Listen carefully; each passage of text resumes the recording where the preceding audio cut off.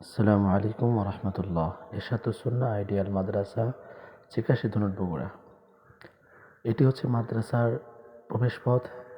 শুরুতেই রয়েছে অজু ইস্তেঞ্জার জায়গা, যেটার ছাদটা এখনও নির্মাণাধীন রয়েছে।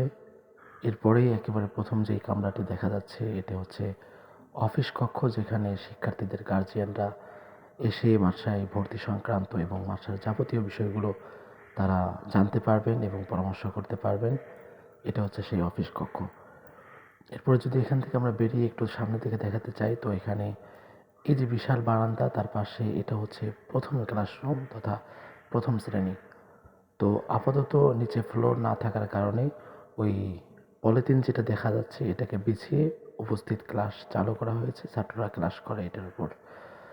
এরপর আরেকটু যদি সামনে এগিয়ে যাই, তাহলে এখানে আমরা দ্বিতীয় শ্রেণী কক্ষ দেখতে পাবো। এই যে এটা হচ্ছে দ্বিতীয় শ্রেণী কক্ষ।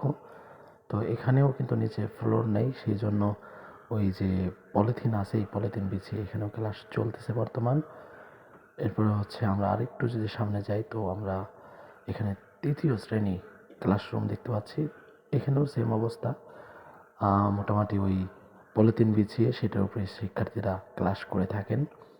এই যে এখানে যে ছোট্ট একটি জায়গা রয়েছে, এটা হচ্ছে দোকান হবে।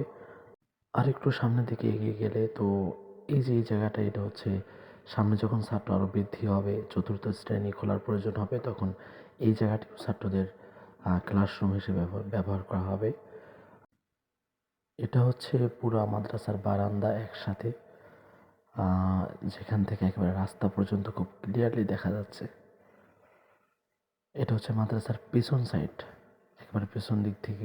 এটা হচ্ছে মাদ্রাসার সামনের সাইডটা,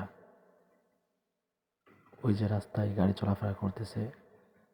এটা হচ্ছে ওই চতুর্থ শ্রেণী যেটা বলেছিলাম, পাশে বারান্দা।